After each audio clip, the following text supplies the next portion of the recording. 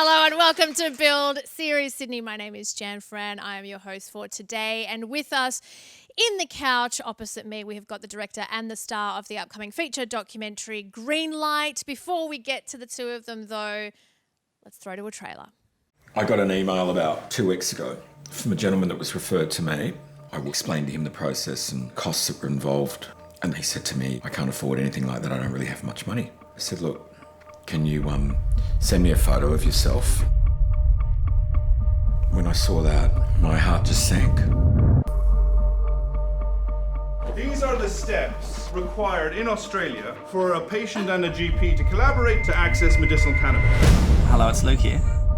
Are we going against the law? Like, I don't want to go to jail, you know? You could go through a process called the Special Access Scheme. It does prove very difficult for a lot of people to access that. That's why I exist. Try and help people to see what it would be like to receive this every day of your life. One after the other, after the other, after the other. Basically what we've done is we've taken on a responsibility now, probably in the tens of thousands of people. You know, what else can you do? Your child's on chemo, and it literally was our last resort. I feel tragically sorry for people who can't access it or who've been indoctrinated into thinking there's something wrong with it. I've asked GPs, can we get a script, can we get a script? No, sorry, I don't feel comfortable doing that. It's legal for chemotherapy side effects, but it's not for treatment. If I was to turn my phone off tomorrow, so many people would be in a real spot. Nicholas Morley, Ned Donohoe, you are the director. You are one of the stars of Greenlight. Welcome. Thank you very much. Thank you. And thank you so much for chatting to me about this. And also, if I may, thank you for making the film, because I think that it's something that people need to know about. And I think that it's something that maybe not a lot of people know about now. So it's a pretty important one. We've seen the trailer, obviously, but can you guys explain exactly what the film is about? Do you want me to take that one, Nick? Sure. Yeah, so, the summary is two men supplying black market medicinal cannabis to thousands of sick and dying people in Australia. And I was very privileged to be able to get a phone call from Nick about 2 years ago saying, I think it's time that we tell this story. So I'm merely the filmmaker. These guys are the ones who have put me in the privileged position to actually have access to not just them, but all the patient stories. So very lucky. So how did it come about? Did you give him a call and that's what kind of kicked off the whole film? Yeah, I actually met Ned through my nephew, and I'd seen some of Ned's earlier work. What was the name of the... Yeah, I made Pilgrim? I produced a short film called The Pot Doctor. Yep. It's on a deregistered doctor called, his name is Andrew Catalaris. Right. And he does something on a much smaller scale, and he saw that and thought that I was the guy for the job. Yeah, and he also... And you'd known him through somebody that you knew, right? So there was a connection through my nephew. there. So my nephew introduced us. My nephew made me aware of Ned's work and introduced us, and we spoke a couple of times, and then we weren't quite ready, and then we tackled it a year later, and we sort of said we'd do it then. So what happened between then and a year? Why were you ready now? Well, we were just getting busier and busier, and I found that there was just more and more stories to tell. Like as I was going deeper into the path of helping people, I was made aware that it was a story that just had to be told. You know, it's like we've got a bit of a health crisis going on out there, and I just thought the world needs to know about it, or the Australian people need to know about it. Mm. And was that a similar sort of motivation for you? Because I'm thinking of when you get the phone call from Nicholas, what's the sort of first thing that goes through your mind? Yeah, so it was funny. We had a hiatus of about a year, I would say, where we didn't speak, sort of end of 2016 to the end of 2017. And I had a friend who needed to get some stuff for their mother because she was sick. And I was just about to call Nick to get some stuff. And just before I pressed call, he called me and it had been about a year since we hadn't talked. So, and I'm not necessarily a superstitious person at all, but to me that was a sign that this had to get done. So, and obviously I'd made the other film and seen all the amazing things that medicinal cannabis could do for people suffering. So I was already aware, but this was still a baptism of fire for me, definitely. Yeah, for sure. Why do you say that? I just guess that the depth of the stories that we went into, actually tracking the people's progress and delving really deep into the why of what these men do what they do. It's not, I don't even think either of you have a CV, do you? But it doesn't really matter. And yeah, just discovering why they do what they do as a symptom of a problem. What would you even write on your CV if you had one? Oh, mine would be pretty long. I've had many different careers over the years. I haven't always just done this. No, I know, but in terms of, like what would you put as your job title now if you had to put it on a CV? Oh, I just say I'm a alternative health consultant. Yeah. Yeah. And that's fair, because you are. Yeah. Yeah. Yeah, absolutely. The film is quite matter of fact, but it's also quite emotional, and you're dealing with the one thing that I found about it was that it was incredibly human. The stories that you see are stories of everyday people who are either cancer sufferers or they're in chronic pain, and this is something that you would see day in and day out, Nicholas, multiple times a day. How do you deal with that? I actually find it quite difficult, to be honest with you. The first couple of years, I sort of breezed through it, but it got to a point where it really started affecting me, actually, and I've had to pull back a bit. And I don't speak to anywhere near as many people daily as what I used to. But I've got a sort of team of people that help me now. Yeah. Because, we've just grown. The service has grown a lot since we did the film. But you just can't take it on. But I was speaking to sometimes 10, 15 people a day, and a lot of them are really sick. So you end up becoming a bit of a counsellor, you know. But I had years of being a hairdresser. So being a hairdresser is a bit similar in that way that, people unload all their problems on you. Yeah. Actually, they Had do. practice. Yeah. Yeah, I tell my hairdresser things that I shouldn't be telling anyone, really. Yeah. It's beyond the scope of work, but people do it anyway. I think. And we never tell anyone. I bet. Yeah, I absolutely believe you on that one. But let's kind of stay on that for a second, because you have had a very kind of long and colourful career. So can you talk us a little bit through that, and then what sort of made you pivot into this? Sure. Yeah, I started hairdressing when I was 15. And I was in a salon until I was 21, and then I went on to be a freelance hairstylist, and I became a makeup artist as well. So I did that. That took me all over the world. I travelled. I lived in New York for 7 years. I lived over in Indonesia for 12 years. I got sick of hairdressing and makeup and became a designer. So I started a clothing label that was called Buddhist Punk, which was pretty successful. And then had that label for 6 years, and then I went on to work for Mambo. I was the creative director at Mambo for a year.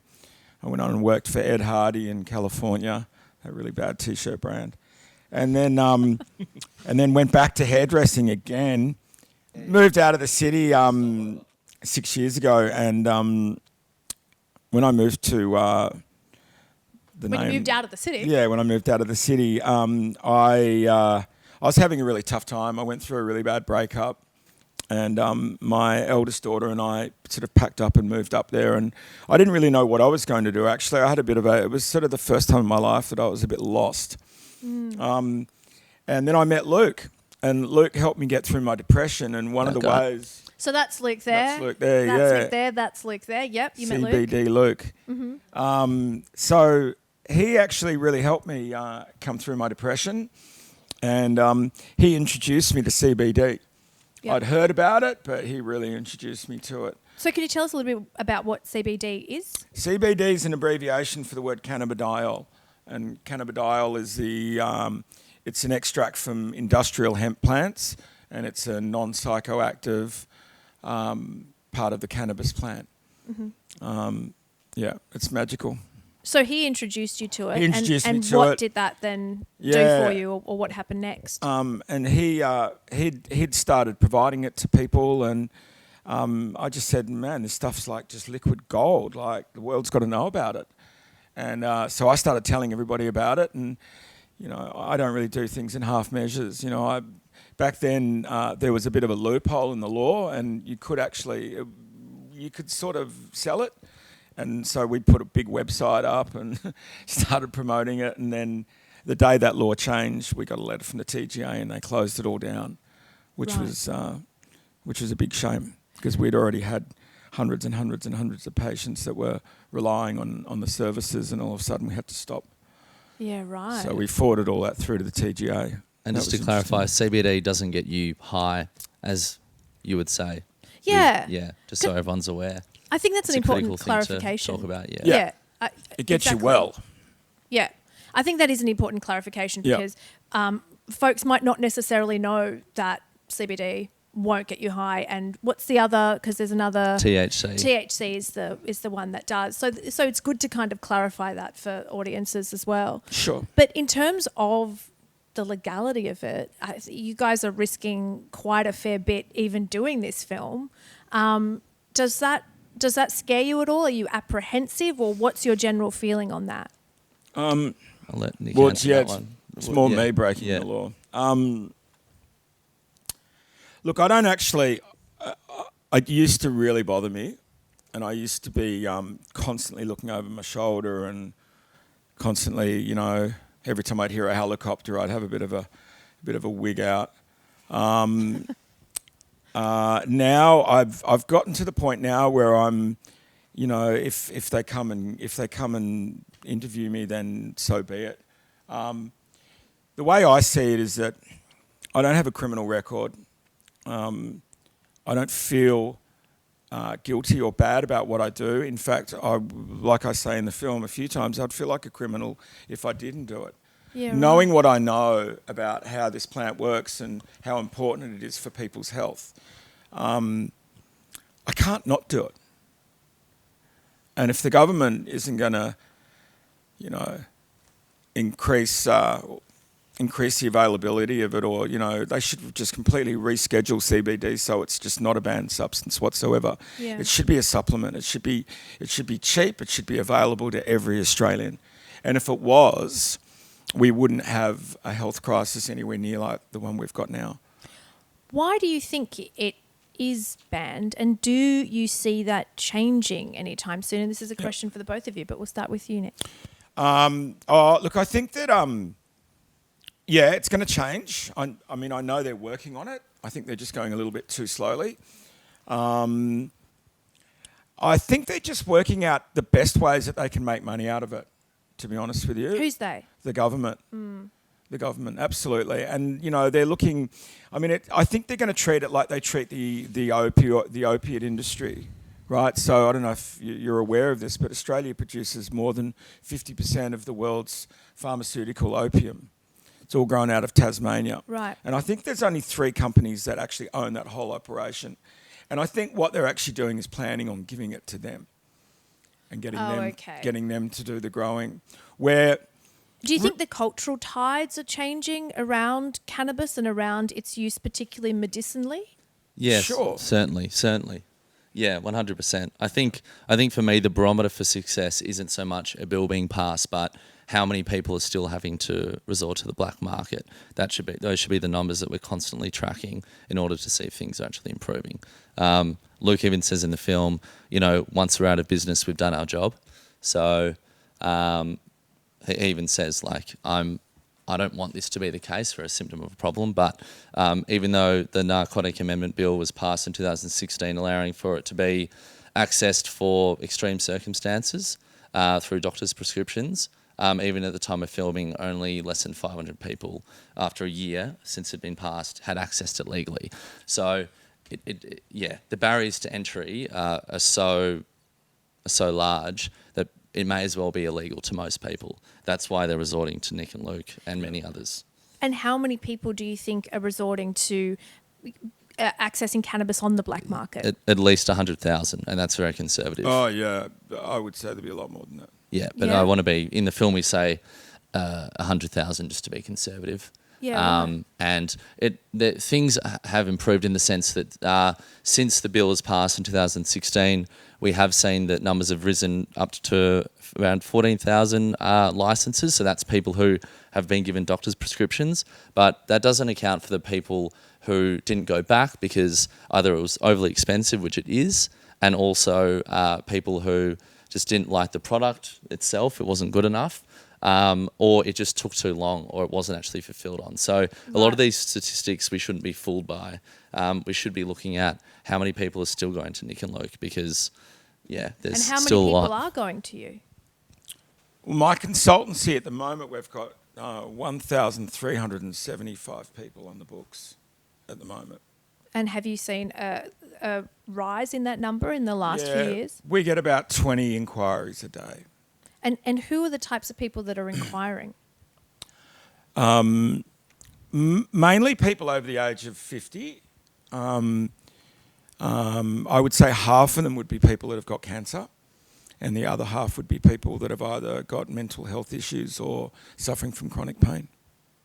I think you say in the film, well, you say it in the trailer there at the end, that we saw that if you were to shut up shop tomorrow, there'd be quite a lot of people in a bit of a spot. Yeah. What do you mean by that? And can you tell us a bit more about what kind of spot? Well, if we got shut down tomorrow, we've got quite a lot of kids on the books with epilepsy, so their parents are reliant on our product, and our product isn't the same as what the products the government's making available. We work with what's called a whole plant extract, and what the government's providing in most cases is isolates. So it's quite a different product. Ours is also 100% organic, and we know it's completely pesticide-free, which I don't think... I should be careful how I say that, but I don't think that that's guaranteed on the products that the government's giving out here. Right. And we're also a third of the price. And so in terms of the folks accessing your products, and you mentioned that there were kids with epilepsy, what would happen if you were no longer operational? What would happen if you had to then shut up shop? Well, they'd have to go elsewhere. Yeah, so they'd have to go through what's called the special access scheme. So this is a pathway you can use through your doctor, and you can go to them and say, hey, look, my child's got epilepsy. Can you fill out this form? They fill it out. Some doctors won't fill it out because they have political reasons for not doing so. Some don't do it because they're not educated on medicinal cannabis. And the ones who do and are pro it takes hours and hours and hours. And even once they've done that, they're still not guaranteed to be approved. And even if they are approved, it could take months. So I don't know your family situation, but if you or I had a child, I don't have a child yet, but and they were having 50 seizures a day, I know exactly what I would do. Yeah, that's clear as day. And the difference, we've had quite a few cases where people have actually worked with us and then they've decided to go down the legal route, or the scenic route, as we like to call it. The scenic route. Yeah. They have good views, though. And then they come back because they can't afford the legal route. You know, like I'll give you an example. If you've got a child with epilepsy, if you go down the legal route, you're in some cases looking between $1,200 and $1,300 a month. And then if you go the other way, you're looking at $300 a month or less. So, and you know, people are going to start working it out pretty quickly, and they are. Yeah. And there's no reason why it should be that expensive. Yeah. It's only because they're putting all their I mean, there's a lot of red tape around it on the legal end. Yeah, and you covered that a little bit, I think. In the film. But that, you know, that's where all the costs come in. Yeah. You know, it's just making it more and more expensive for the public. Have you had any responses to the film yet? And what's the feedback been? Incredible. No, I'm kidding. No, I think from the outset, my intention, I'm not a scientist or a lawyer or a doctor or anything like that. I'm a filmmaker, so I just wanted to make a human story. And I'm not sure if you've seen the full film. I have. So you would have noticed that, we don't really delve into the history so much of it. We touch on it slightly, or the exact science of it all. It's more just this is happening. Let's talk about it. And I hope that, and at the Melbourne screening last Tuesday, everybody felt very emotionally engaged. A lot of them were family and friends. You never know if that feedback's authentic or not, but it felt authentic. Yeah. Well, they're not going to tell you it's terrible. No, they're not. They're not. But no, I think my aim as a filmmaker is just to have people emotionally engaged, and then I want them afterwards to be like, well, I want to go Google about this and learn more. I don't want to make a 90-minute didactic about exactly how it works. That's for science to do, in my opinion. Yeah. We've got some questions coming in from our audience, if you don't mind me shooting some to you. One from Johnny here. He said, what has been, and I think this is to you, Nick, what has been your greatest achievement since consulting in this area? What have you felt to be a real win? I've had a few really young kids that have had cancer that have pulled through successfully, and they were kids that didn't look like they were going to survive. So if it wasn't for the medicine, they wouldn't be alive. So, and I don't take all the credit for that, but I feel like I played a pretty big part in that, and that makes me feel really good because I've got kids, and I can't imagine losing one of my kids, so I can feel for people when they've got sick children. So I think that one, absolutely, yeah. Do you want to talk about Hunter specifically? Yeah, it's so pretty moving stuff. Yeah, Hunter's a good story. He's a little boy that I read a story about him on the internet, and it just really rocked me when I read it. I was like, holy shit, this poor little guy. He had these tumours growing on his eyes, like on his retinas, and they had him in hospital and they were giving him chemo, and the chemo was just wiping him out. It wasn't doing anything, and it was killing him. And he was just a baby. He was a little baby. Yeah. So I just thought, fuck. Oh, sorry. No, you're right. It's out there now, mate. God, if that was my kid, I'd want some help. And I had a really strong feeling that we could help him. So I tracked them down on Facebook and sent the parents a private message. So you just slid into the DMs. Yeah. Yep. And I just said, look, I think I can probably help you. I don't know if you're interested, but if you are, give me a call. And they contacted me straight away, and within weeks he was getting better. And that was from the CBD oil? Yeah, that was CBD and THC. Low doses of THC though. And how old is he now, and how's he doing? He's really good. He's got to stay on the oil every time. Yeah, actually, yeah, he does. Every time he's on a maintenance dose, but if they stop, the cancer does come back, which I see that happening quite a bit actually. So it doesn't cure. It's not a cancer cure, but it can halt it. And you make a point, both of you, of saying at the end of the film, you're not doctors and this isn't medical advice, and everybody who is going through something should probably see their doctor or oncologist or specified medical professional as well. Yeah. Yeah, it's not a miracle cure-all at all. Most of the time, as Nick says, most of the people, unfortunately, go to you calling sort of, on death's door. Yeah. And it's more just so they can actually be cognizant, eat a few meals, and be present with their family for the last few weeks, which is actually... that shouldn't be dismissed as unimportant. That's very important in my opinion. And a lot of the time that's... Indeed. Nick can speak to this better than me, but that's what it does a lot of the time. It allows... Yeah. We've got a question here from Jen. What message, if you had one message that you could pass along to lawmakers, what would that message be? Yeah, you go first. No cussing. Legalise cannabis across the board. Let people grow their own plants and make their own medicine. Mine would be on top of that, some form of I'm not a politician, just so you know, so I'm not that well spoken in this regard, but I would say some form of an amnesty in regards to the work that Nick and Luke are doing and many others are, i.e. just leave them alone until you can sort of get your stuff together. Yeah. Tom asks, given the importance of this issue, who do you see as being the key target audience for this film? Who do you hope is out there watching it? I feel like we're already preaching to the converted with a lot of millennials. I don't know many people my age, like the sort of mid-20s bracket, who think that it's the devil drug or anything like that. I would say I hope that it convinces, the sort of 40 to 60-year-old more conservative demographic. I hope that they can watch it and see it through a different lens. Because the reality is, it doesn't matter how rich or how far right-wing you are, cancer or some form of ailment will affect you at some point, or someone in your family. And it's likely that medicinal cannabis could certainly help you. So I hope that this puts them on side, that kind of the more conservative demographic, because I think younger people are already sort of across it and understand that it works, at least in my circles. Yeah. Do you have a thought on who you hope will watch it, or just everyone? Oh, just everyone. I just hope it motivates people to get out there and try and influence the government to start changing the laws.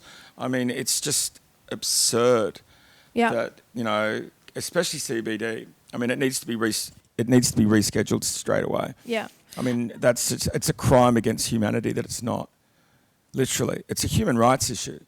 You see it as a human rights issue, access. Absolutely, it's a human rights issue. I mean, the effect that it would have if they made CBD available across the board to anybody that needed it, and it was really well priced. If it was priced like echinacea or olive leaf extract, which is how it should be treated. It shouldn't be treated like this criminal plant. It's absolutely archaic. Well, on that, here's a question that I think speaks to that well from Jan. What are some of the biggest myths that you would like to debunk about medicinal cannabis? Oh, well, there's one that I sometimes get, and it's normally a joke, and it's like, I've actually had someone ask, if someone's got lung cancer, wouldn't smoking, and they said marijuana, not cannabis, make it worse? And having to explain that it's actually an oil or a resin, you don't smoke it. You can vaporize it. Yeah, you can vaporize it. Or, rectal administration or submucosally through the tongue, whatever. But yeah, that's one that I got asked quite a few times. So people think that it's just like people rolling, smoking dope joints at home, and getting bag high. of chips. Yeah, it's not. It's just not that at all. Yeah. It's not that. Yeah. No one's getting the munchies. No one's. Oh no, you still get the munchies. Okay, good. Yeah. Good to clarify. It definitely increases your appetite. Okay. Yeah.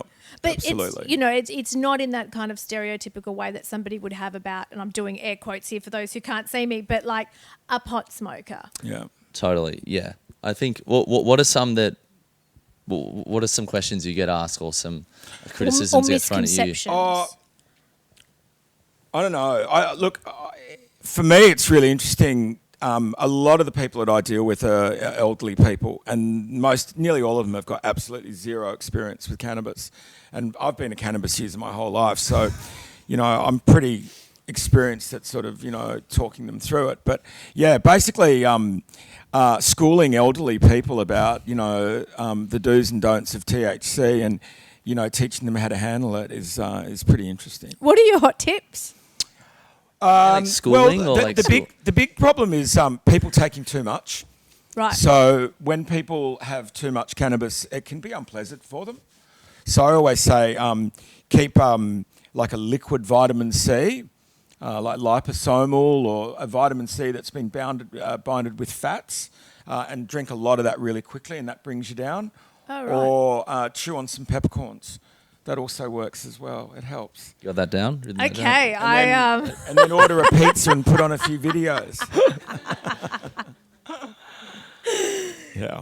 Here's another question for you. Do you think Australia will follow the US's lead in legalising cannabis in certain states? Yeah, absolutely. I just think it's a matter of time.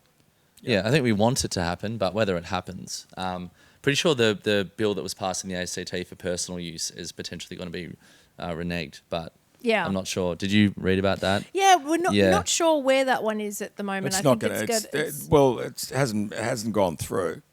But do you see us, eventually having cafes and stores and farms and Absolutely, lollies, I see presumably? it every day. And I hope everybody else sees it, because if we all see it, then it'll happen. Yeah. I'm not sure if Creative it'll be in time visualisation. before the climate catastrophe, but we'll see. Yeah. Yeah, it depends on that one. But no, obviously we'd like it to happen. But yeah, the government is fairly conservative at the moment, and things are slowly moving. And even with bills that are passing, we're still seeing hundreds of thousands of people in the black market. So, you know, the proof's not in the pudding yet, in a good way, if that makes sense. Yeah. Yeah. So, okay, what do you hope will happen as a result of this film, or what do you hope will happen at least in Australia in the next few years? Ideally, if you could paint us an ideal picture. I think it'd be really good if this creates awareness. That's what we're really going for. I mean, Luke and I have risked, you know, quite a bit to get this message out there, and I would hope that, it teaches people and it informs people, and hopefully we're normalising things. You know, this shouldn't be like this big scary issue. You know, like I said, it's a human rights issue. This is about people. This is about helping sick people. That's what we're talking about. Yeah. And, you know, everyone gets all hung up on the crime element and everything like that, but really, it's not about that. It's about helping people. Yeah. It's about looking after your fellow man.